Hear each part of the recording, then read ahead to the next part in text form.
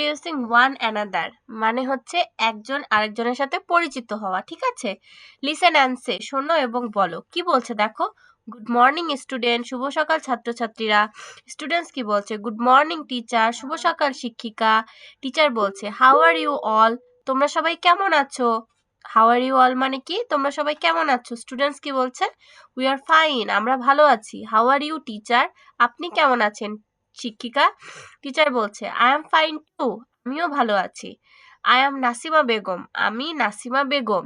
Your English teacher, তোমাদের ইংরেজি শিক্ষিকা। Welcome to your new class, তোমাদের নতুন ক্লাসে স্বাগতম। ওয়েলকাম মানে কি, স্বাগতম, ওকে?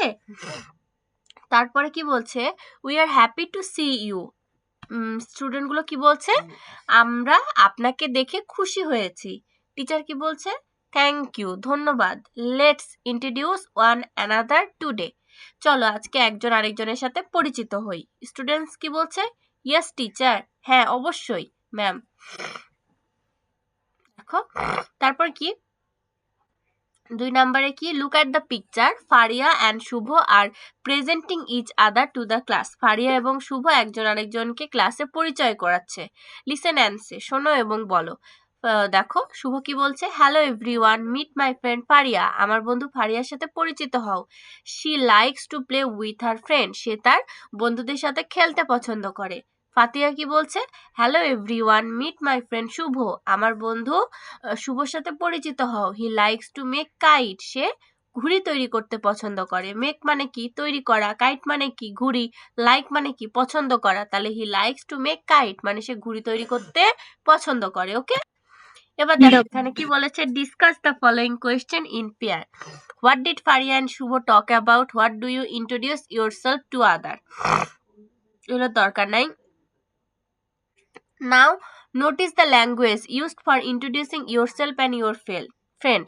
তোমার এবং তোমার বন্ধুরকে মানে পরিচয় দেওয়ার জন্য, ইন্ট্রোডিউস করার জন্য কি আমরা ল্যাঙ্গুয়েজগুলো, ভাষাগুলো ইউজ করি। দেখো এখানে কি বলেছে, আই অ্যাম, এখানে দেওয়া আছে নেম, এখানে নাম দিতে হবে।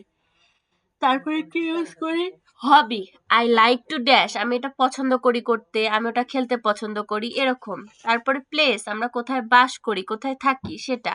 তারপরে my friend, now meet my friend, এখন আমার বন্ধুর সাথে পরিচিত হও, দিয়ে তার নাম। শি লাইকস টু ড্যাশ, সে কি করতে পছন্দ করে সেটা লিখবো। তারপর শি লিভস ইন, সে কোথায় বাস করে সেটা, ওকে? তো এটা গেল আমাদের হচ্ছে ফার্স্টে রিডিংটা। এই রিডিংটুকুতে তোমাদের কারো কোনো প্রবলেম আছে? ওকে, তাহলে সেকেন্ডে দেখো, এটা কি topic, have a great day. আমি যেহেতু এগুলো আগে রিভিশন পড়িয়েছি একবার, তাই রিভিশনের সময় আমি কিন্তু টেনে নিচ্ছি, ঠিক আছে? কারো কোনো প্রবলেম হলে বলবে। আর অর্ণব, আমি বলেছি ক্লাসে সুন্দর হয়ে বসতে, হামানো যাবে না, হাই তোলা যাবে না, বই বের করে সুন্দর করে দেখো। বাকি দুইটা কোথায় গেলে? দুইটার ক্যামেরা অন আছে? সাহেব আয়সা,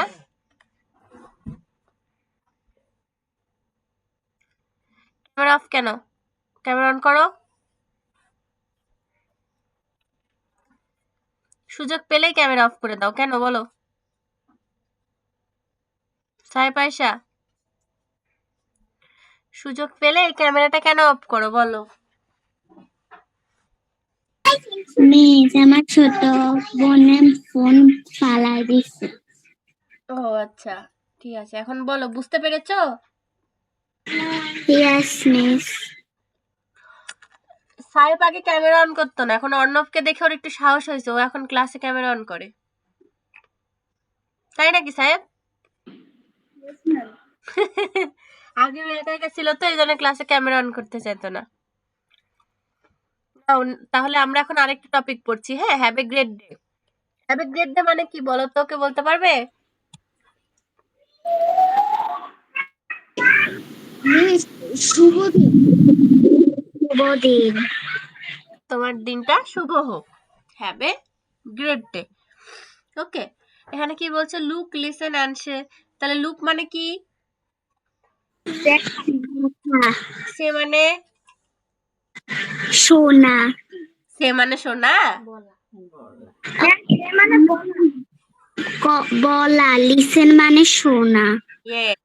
কি বলছে দেখো, ডিয়ার স্টুডেন্টস, ছাত্রছাত্রীরা, we are going to sing a good morning song. আমরা একটা সুন্দর সকালের গান গাইতে চলেছি। We are going to. স্টুডেন্টসরা কি বলছে দেখো, হুররে, লেটস সিং টুগেদার। চলো একসাথে গান গাই। টুগেদার মানে কি? একসাথে। সিং মানে গান গাওয়া। লেটস মানে কি? চলো। চলো একসাথে গান গাই। ওকে।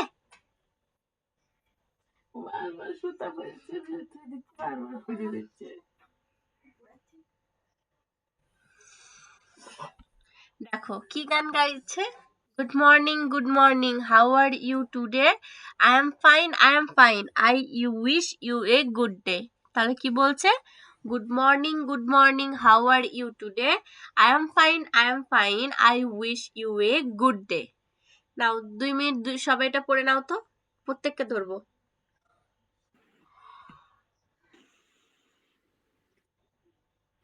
পৃথিবীর সূর্যের সবচেয়ে কাছের গ্রহ কোনটি?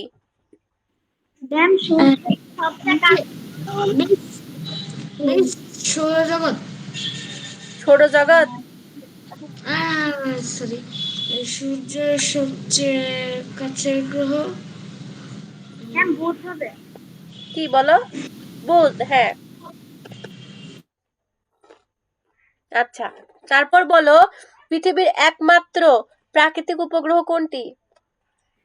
ম্যাম পৃথিবী। পৃথিবীর একমাত্র প্রাকৃতিক উপগ্রহ কোনটি? ও পৃথিবীর একমাত্র উপগ্রহ হলো চাঁদ। আচ্ছা, মঙ্গল গ্রহকে কি গ্রহ হিসেবে নামকরণ করা হয়েছে? ম্যাম মঙ্গল গ্রহকে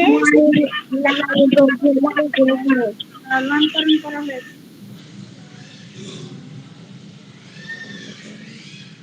আচ্ছা,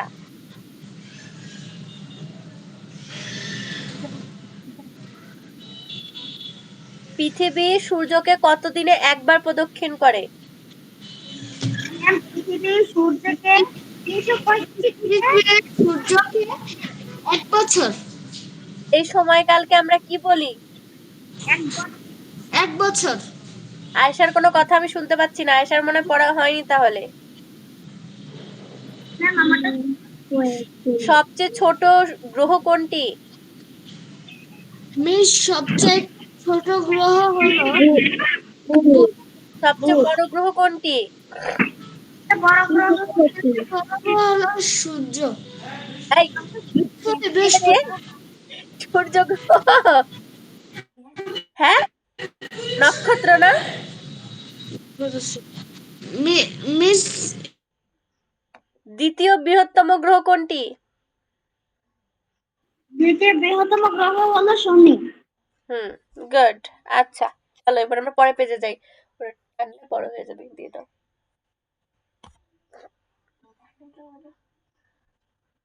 তো করেছে কি?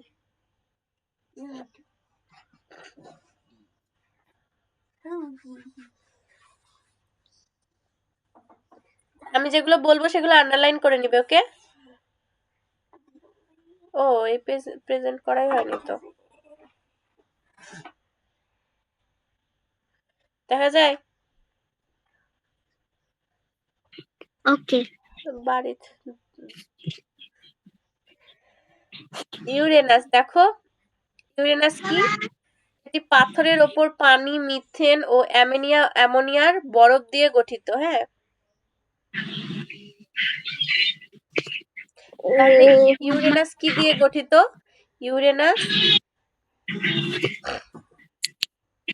ইউরেনাস এটি পাথরের ওপর পানি, মিথেন এবং অ্যামোনিয়া বরফ দিয়ে গঠিত। এটি সৌরজগতের 3য় বৃহত্তম গ্রহ। তাহলে এটা সৌরজগতের কত নাম্বার বৃহত্তম গ্রহ? 3য় বৃহত্তম গ্রহ। এর বায়ুমণ্ডলে থাকা মিথেন গ্যাসের কারণে ইউরেনাসকে দেখতে নীল মনে হয়। তাহলে কোন গ্যাসের কারণে ইউরেনাসকে নীল দেখতে মনে হয়? এর ভেতরে থাকা মিথেন গ্যাসের কারণে। সবাই কোশ্চেন লেখো, কোন গ্যাসের কারণে ইউরেনাসকে নীল দেখায়? কোন গ্যাসের কারণে ইউরেনাসকে নীল দেখায়? আর ইউরেনাস গ্রহটি কি দিয়ে গঠিত? দুইটা কোয়েশ্চেন লিখো। একটা লিখো ইউরেনাস কি কি দিয়ে গঠিত, আরেকটা লিখো যে ইউরেনাস গ্রহকে নীল দেখায় কেন। কোয়েশ্চেন লিখো সূর্য থেকে সবচেয়ে দূরবর্তী গ্রহ কোনটি? ম্যাম আবার একটু বলেন, আমি শুনতে পাইনি। বললাম সূর্য থেকে সবচেয়ে দূরবর্তী গ্রহ কোনটি?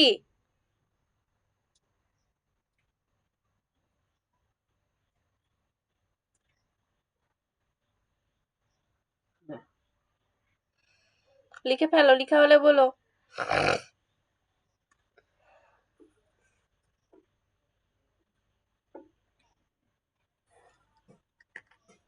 আরো 20 টাকা লেয়া লাগতো।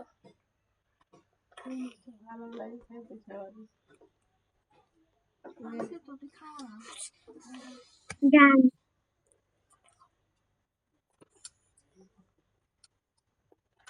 ওকে,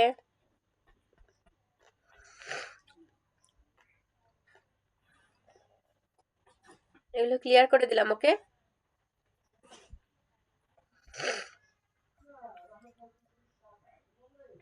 এবার দেখো পৃথিবীর উপগ্রহ চাঁদ কি বলেছে।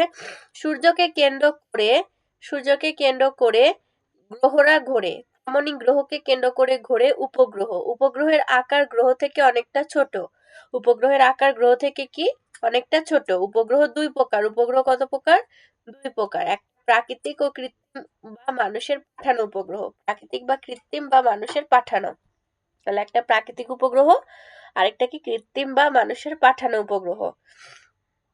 পৃথিবীর একমাত্র উপগ্রহ প্রাকৃতিক উপগ্রহ হলো চাঁদ। পৃথিবীর একমাত্র প্রাকৃতিক উপগ্রহের নাম কি? চাঁদ। চাঁদ। কৃত্রিম উপগ্রহ কি? কৃত্রিম উপগ্রহ হলো এটি মানুষের তৈরি বস্তু যা পৃথিবীর চারপাশে ঘোরে। এটা কি? মানুষের তৈরি বস্তু যা পৃথিবীর চারপাশে ঘোরে। এগুলো স্যাটেলাইট নামে পরিচিত।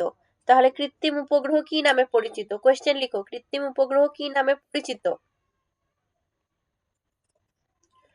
যোগাযোগ, আবহাওয়া পর্যবেক্ষণ, বৈজ্ঞানিক এবং সাময়িক গবেষণা সহ বিভিন্ন কাজের জন্য স্যাটেলাইট মহাকাশে পাঠানো হয়।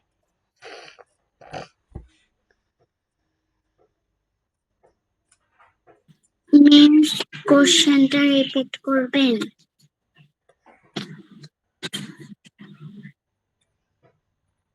কৃত্রিম উপগ্রহ কি নামে পরিচিত?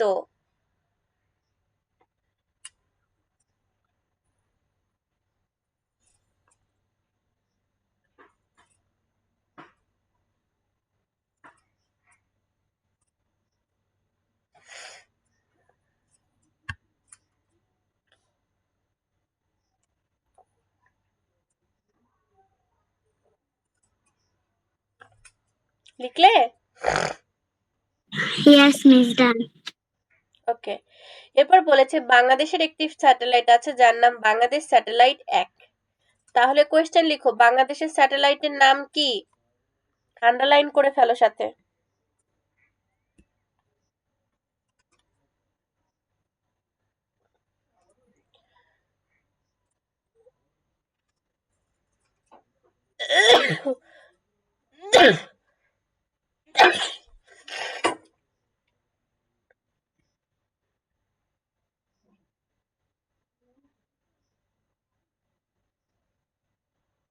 হলো?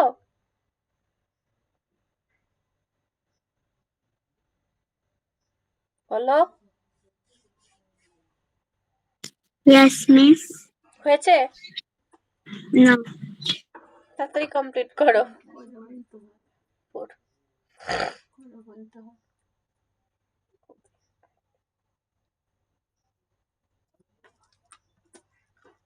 আমি এগুলো ক্লিয়ার করে দিলাম। হ্যাঁ, ওকে। ওকে। মিস আগামী ক্লাসে কি এগুলা থেকে কি প্রশ্ন ধরবেন? অবশ্যই।